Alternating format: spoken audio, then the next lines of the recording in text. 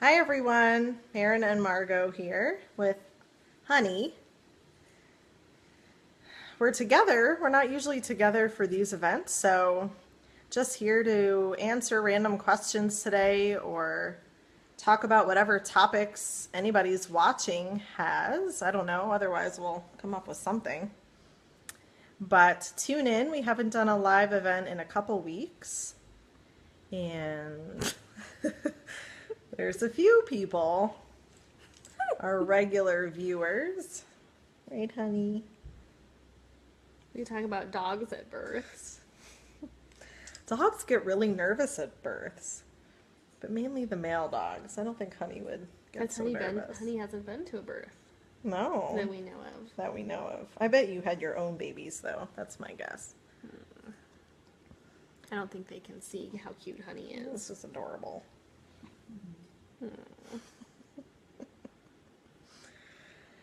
So, what can we talk about today?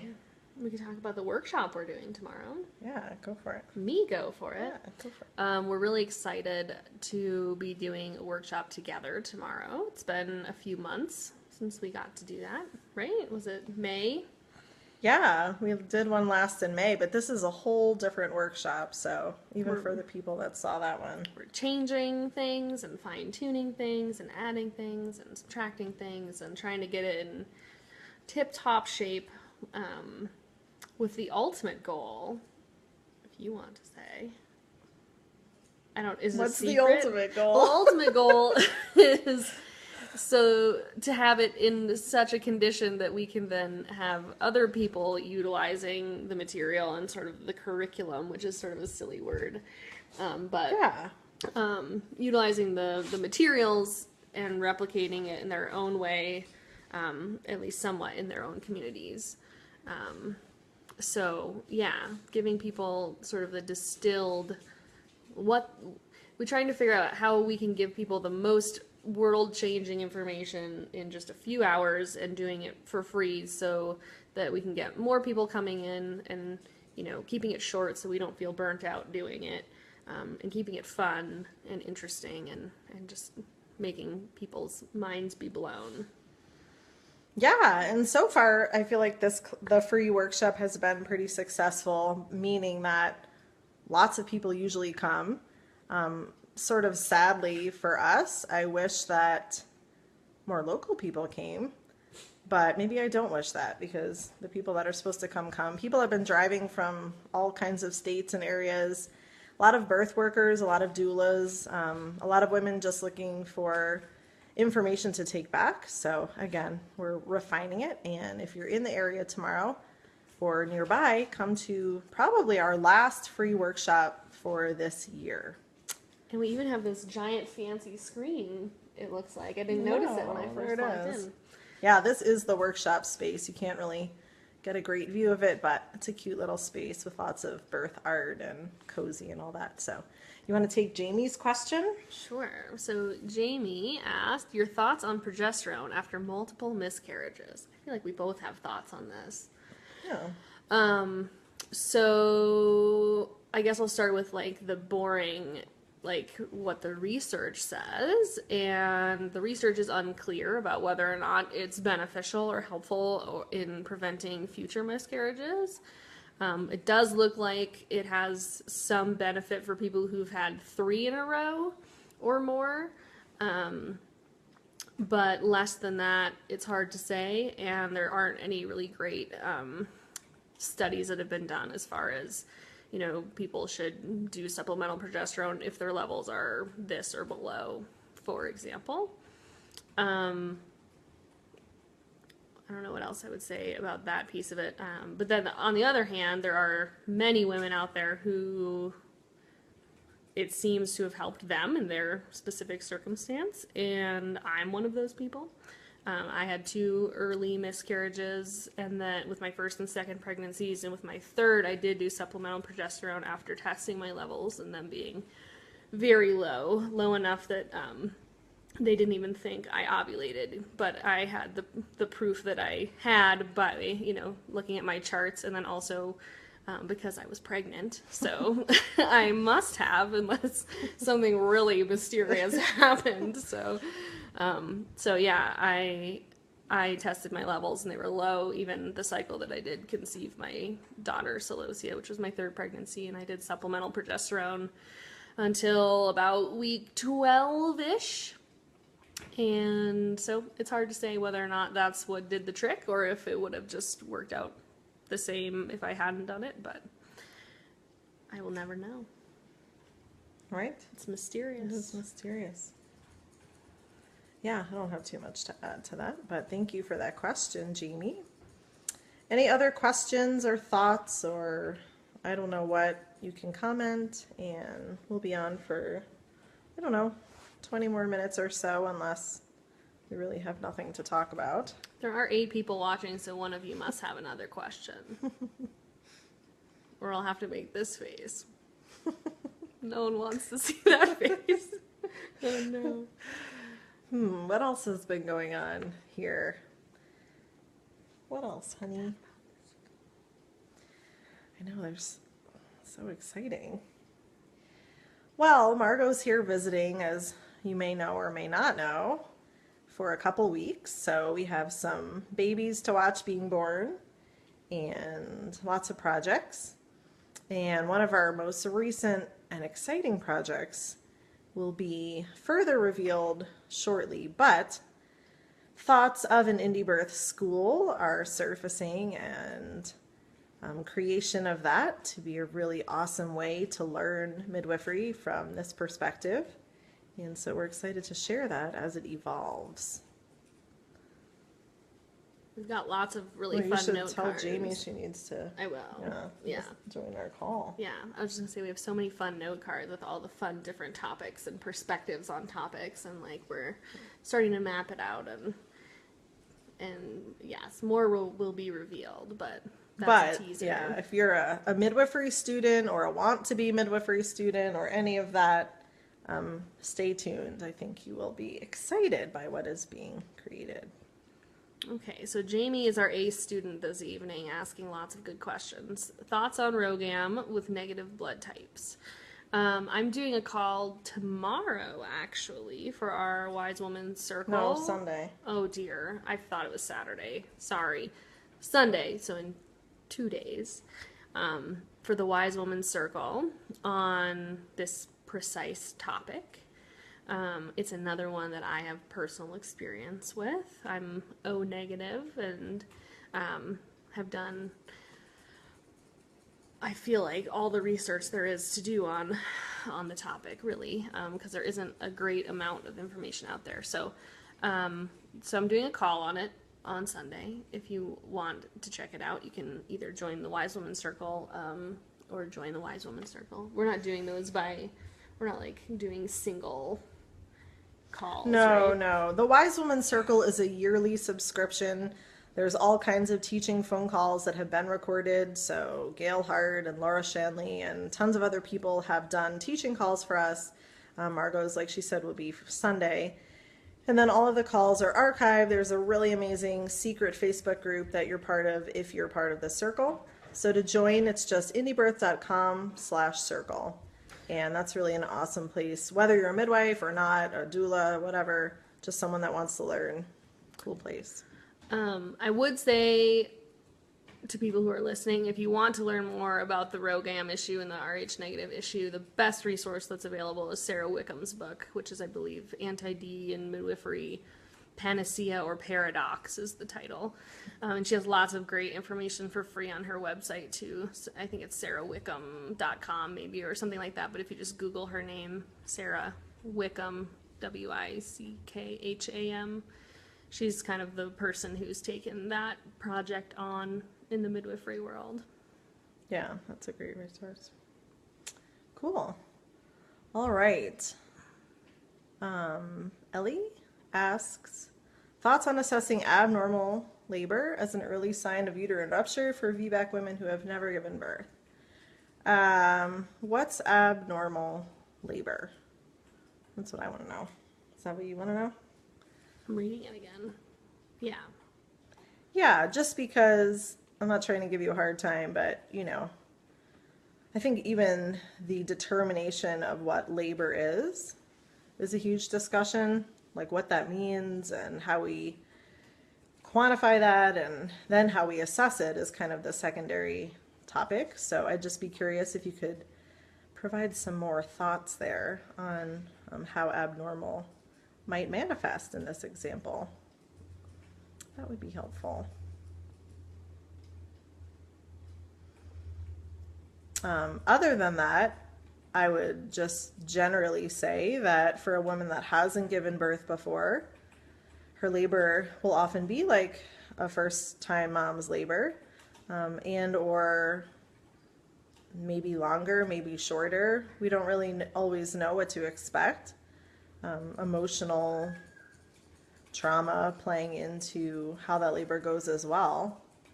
So, in a labor where a mom has had a cesarean, there's certainly ways to perhaps monitor differently or in addition to what we would normally do. But again, the labor itself might not be completely straightforward. So I don't know if that's what you mean by abnormal or not.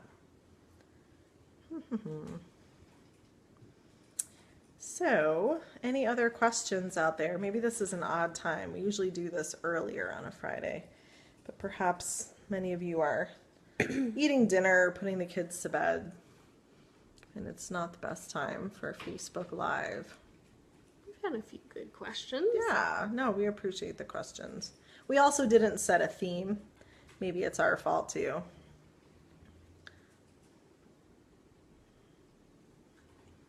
Hi, Joyce. How nice to see you. Let me click on your question so I can see it.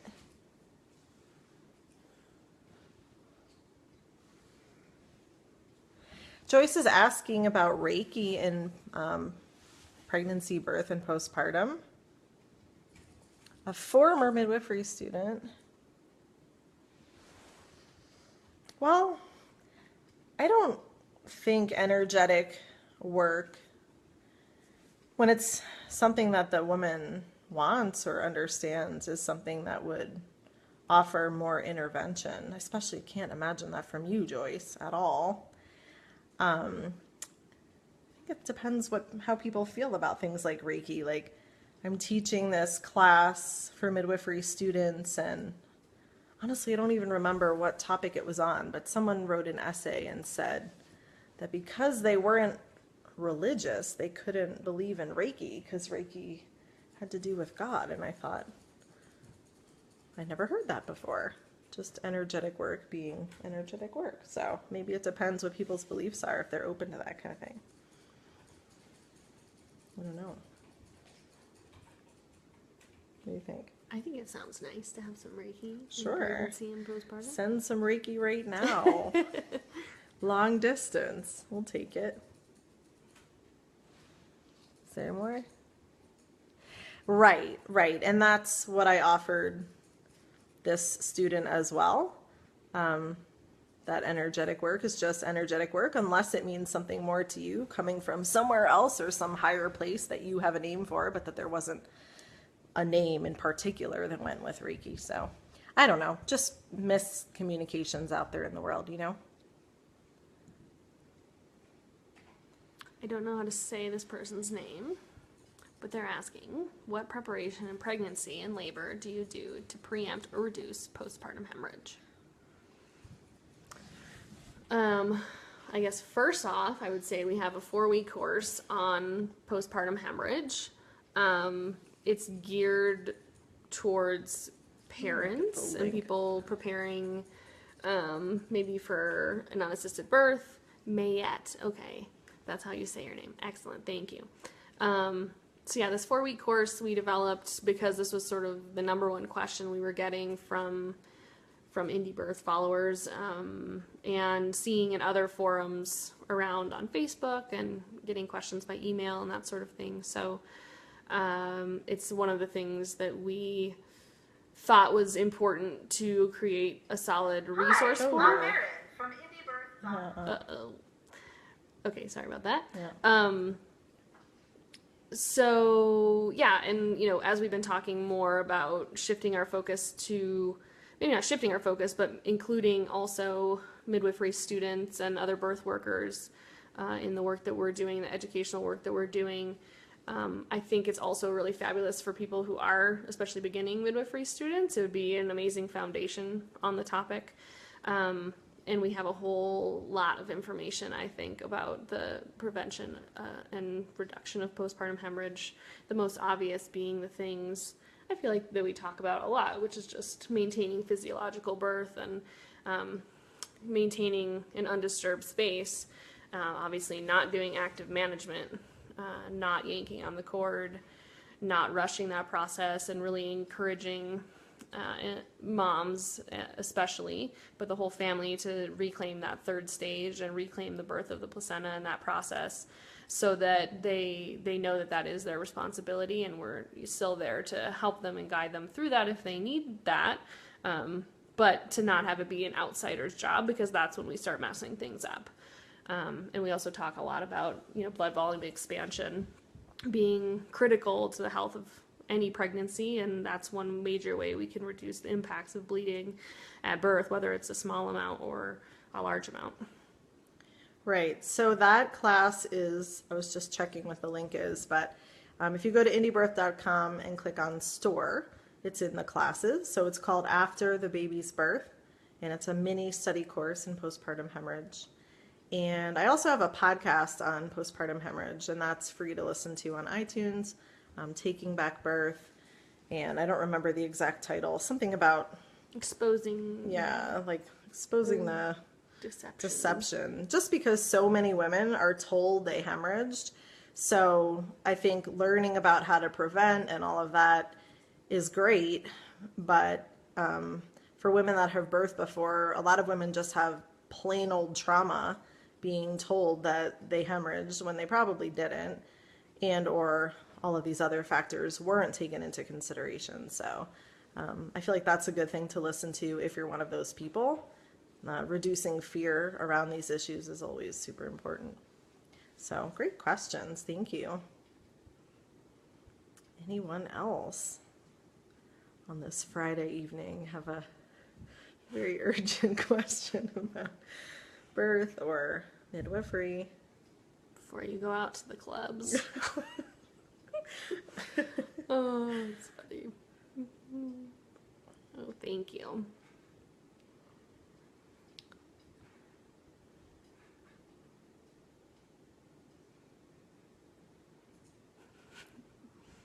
That's a good question. Yeah, so everybody can probably see the question, I guess, but Erin is asking, how do you search for an unlicensed midwife or apprentice with one?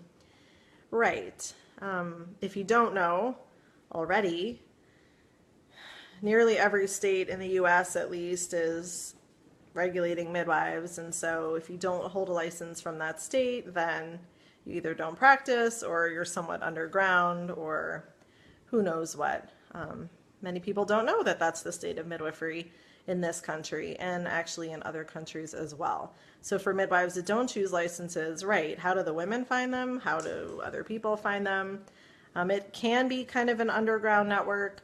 I know when I lived in Chicago like 10, 12 years ago, it's still that way now, but it was that way that long ago.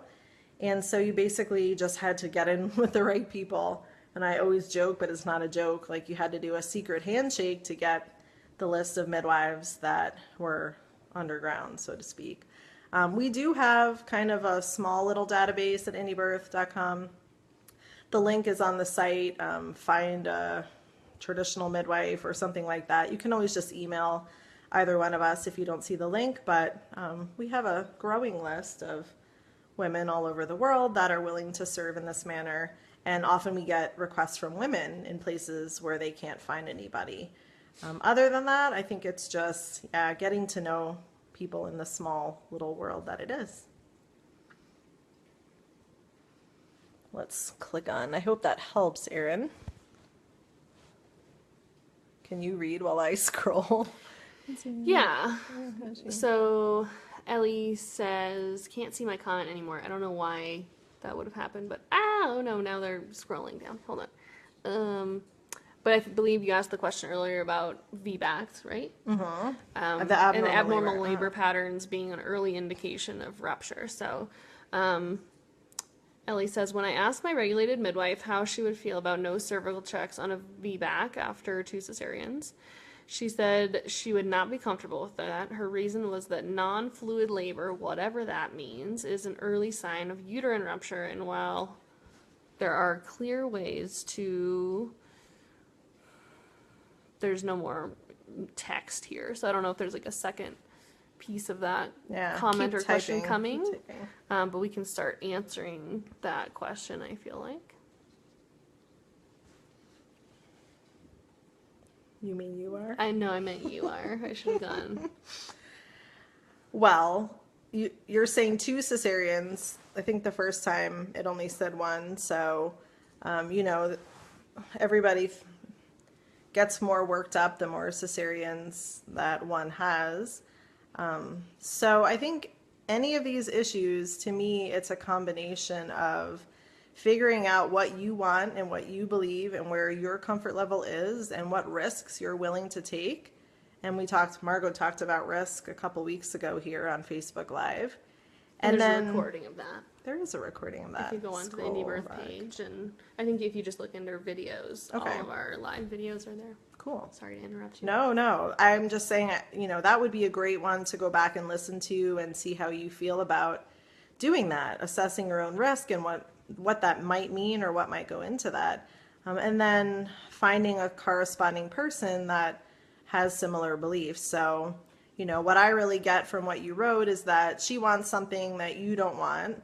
And she's doing that for whatever reasons she might have, which may be valid and those may be her boundaries. But as the woman giving birth, you have every right to insist on what you want. So to find what you want and not accept any compromises, because people like to frame those things as it's safer. But we can't say that they are. When a woman is compromising herself and her baby and essentially her birth, how is that safer? I don't think it is.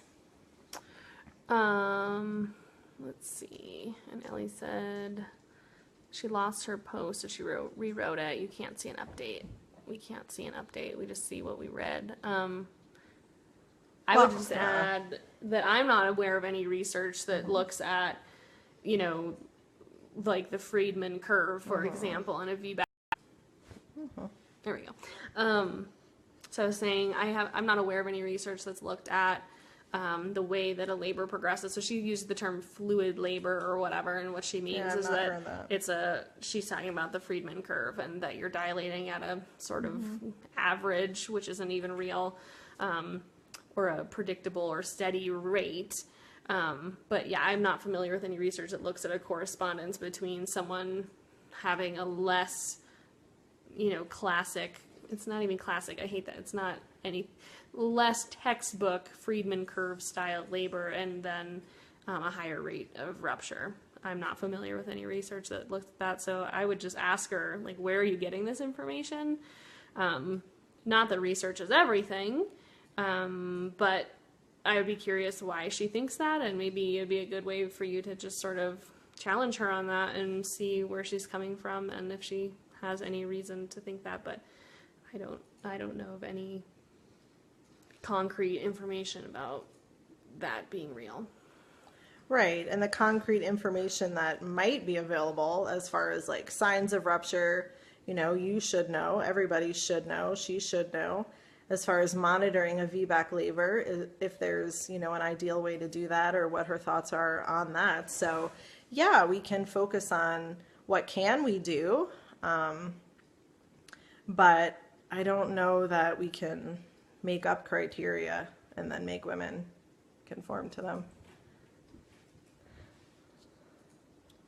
There was another question up here, and this is, let's see. Yeah, I was just seeing if there was more, but okay. Mm-mm. Let's see. Felicia says,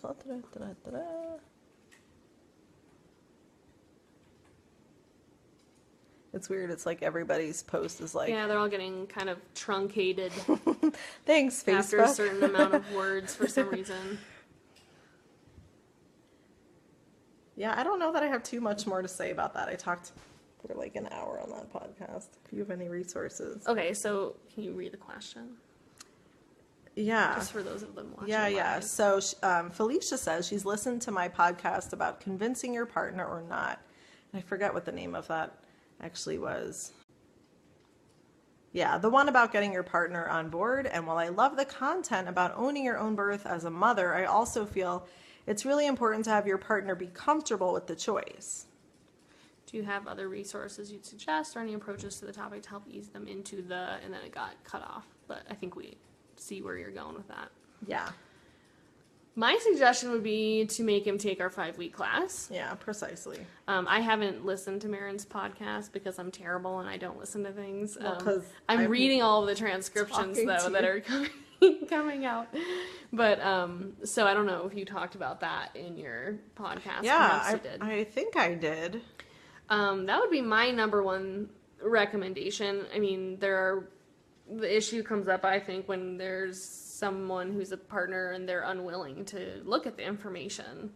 Yeah. And then what do? Do you let and your partner might be fabulous in 100 other ways, but if he's being kind of stubborn on this, or she's being kind of stubborn on this, whatever your situation is, like, that isn't a reason to ignore the very real scientific information about the safety of your birth, and like the way birth works and what you want in your birth.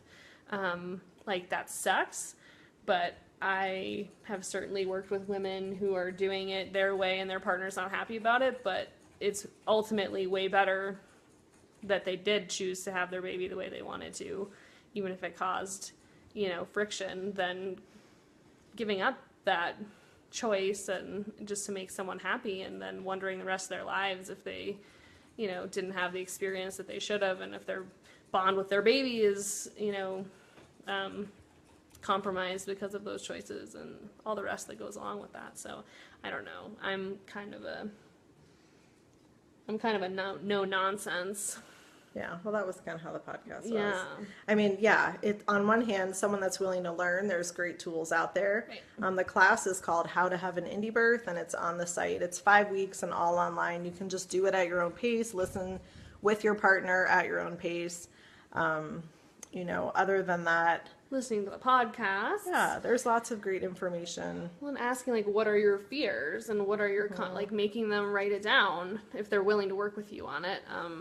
What is it that you're afraid of, and then researching together and figuring out if you can, support your position, and if they can get on board with that position.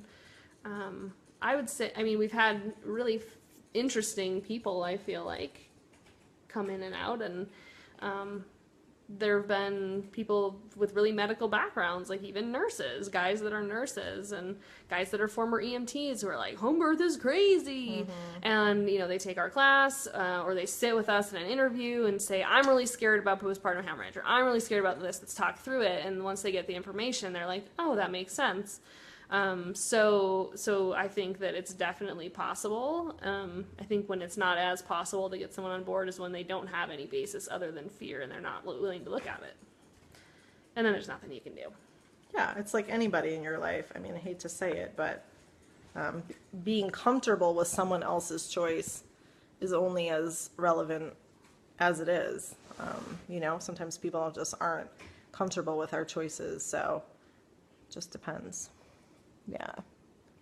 I'm glad we sort of Cool. answered that for you, Felicia. Yeah, thank you. One last question, perhaps, before we sign off here. Anybody else?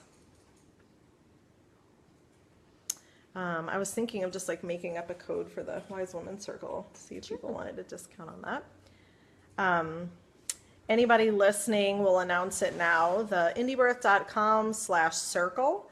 If you'd like to join our Wise Women Circle before Margot's call on Sunday, so you'd have to join today or tomorrow, we'll give you 10% off on your annual membership if you put in the code Facebook Live.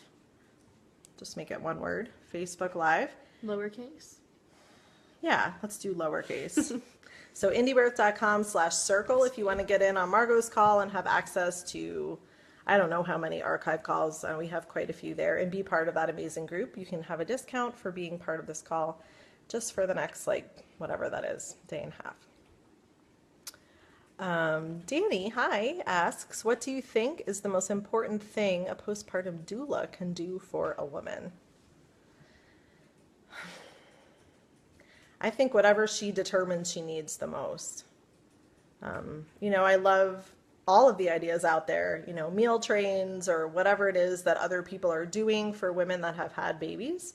That's really lovely, and I feel like is growing in support and popularity. But I know for me personally, the best thing anybody could do was just the sort of strange, specific stuff that I determined would be useful for me. So, I think the obvious, just meeting with her and saying, what would really help you out? Think about what you do on a daily basis. You're not going to be doing those things. So what is it that we can do for you? Is it just to come in and like clean the kitchen and like do a load of wash? Try and get specifics from her. I think that's a really great, not only a great help, but also really great for her to verbalize what it is that she needs. I think it'd be awesome. I mean, I've done a little bit of postpartum doula work, but, getting those specifics from the mom and then extending or like trying to recruit other people. So instead of doing a meal train, I think your experience was so cool for me to be a part of. And you totally like set that up. Well, and spreading it out because, a lot of people, even if they can afford a postpartum doula, they can't afford one maybe every day, or they can only afford one for the first week or something. So if instead you could be like, okay, well, I'm your postpartum doula and I'll come, 3 days the first week and 3 days the second week, or, 3 days a week for 4 weeks instead of just every day for the first 2 weeks. And like, let me help you find 4 friends to come kind of do some of my job the other days of the week, to help them spread it out longer. I think that's a really good idea that I haven't heard a whole lot from the postpartum doula world.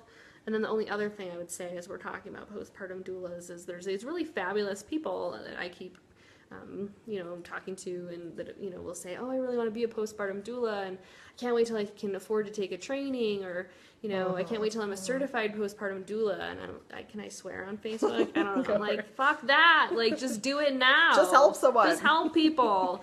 Even if it's for free or cheap, or, $10 an hour, or, $5, whatever it is. And, the certification thing is, I think, completely ridiculous, unless you're providing some sort of like breastfeeding support that's beyond your scope or something. But I mean, it doesn't take even a 3-day certification course to be helpful in these situations. And of course, I'm just sick of certifications in general. But yeah, so that's what I would say. If someone wants to be a postpartum doula, or if you hear someone say, oh, I can't wait till I can take a training next September, or like in 3 years from now, it's like, just stop, Pick up a vacuum. Bring a vacuum along, or use their vacuum, help them set up their meal train, help them figure out what like chores they need done on a daily basis, and have, get your list of referrals together for, things that you can't help with. Massage therapists and craniosacral therapists and a lactation consultant, and, get to know the midwives in your area, and just have a list of people that you can give them numbers for if things do come up. And that's worth every penny if you want to charge for that. Right. Yeah, just be a food doula. You've seen those? Doula. Be a food doula. I mean, even, postpartum doula can help, I think, or anybody can help create meals before the baby's born and freeze them and come up with a great plan. I think that's like a key to postpartum happiness and success, is to have a plan. So, hi, Lindsay. Lindsay and Jen were 2 of the amazing women I got to meet in Canada. Oh, cool. They're both very wonderful and beautiful. Oh, food doula, yes. We all need to be food doulas for each other. That's really the truth. the biggest job. Let's see what Jen's saying. What did I do? Oh, you're sweet. I miss you guys. I miss the water and the hugs and the nice community. I'll let you take that one because you know the name of the bug. Oh, do I? I think It's like, okay, one last question here from Aaron. Can you recommend any books or midwives who have written on the subject of the history and trajectory of direct entry midwives in the U.S.? One that doesn't endorse state licensing. not written by a midwife, but just like the best book that popped into my head is that one by Raymond DeVries. What's it called? Raymond Controlling- DeVries or DeVries. Legalizing midwifery. Is that what it's called? I can go grab it off I'll the Google shelf. it. But his name, I know I have correct. It's Raymond DeVries or DeVries. I don't know. D-E, capital V-R-I-E-S. Legalizing Midwives. I don't know. She's going to look it up. But that is a fabulous book. And it just so happens he used Arizona, where we are right now, as a case study. But I think you would still find it fascinating. And it's just a great read all around about licensing. When he wrote the book, he, wasn't biased at all. He was just interested in this issue, and it changed him even personally, what he really saw on the inside of politics and the way midwives sell themselves to the government and the way it really affects the care and ultimately how it's affecting the midwifery as we go forward. So I couldn't recommend anything better at the moment. It's called Making Midwives Legal. Oh, were we wrong? We were close. We were really wrong. And it looks like he has another book, too, called Birth by Design, Pregnancy, Maternity Care, and Midwifery in North America and Europe, which I'm sure is interesting as well. Yeah, so Making Midwives Legal. I would check that one out. We should have a study group on that book. It's an awesome book. Other than that, I really don't know. I know there are other books specifically on midwifery, but the history of licensing and regulation in general, there are books on that. There are links on that. Across the boards, it's kind of the same concept, which is, regulation doesn't increase safety. It isn't truly better for the public as we're told. It's really a way to make money and a way to keep certain people out of certain professions. So nothing you probably didn't know, but Looks there you like have it. Robbie Davis Floyd also has a pretty interesting short article on the topic. If you were to Google Robbie Davis Floyd and that man, Raymond DeVries, together, she references him and talks about like how traditional birth attendants and professional midwives have sort of gone in and out, and culturally how that works and that sort of thing. So Right. Yeah, there's a pretty long history there. And Robbie Davis Floyd's other books are probably great for just understanding that too, if you don't already. So, yeah. So thanks for tuning in today. I think we are out of questions, and we hope you have a great weekend. Again, the code one last time for the Indie Birth Wise Women Circle, 10% discount for those watching this video just for this weekend though. So indiebirth.com/circle, and the code for 10% off is Facebook Live, all lowercase. So have a great day, everybody, or night. We'll see you later.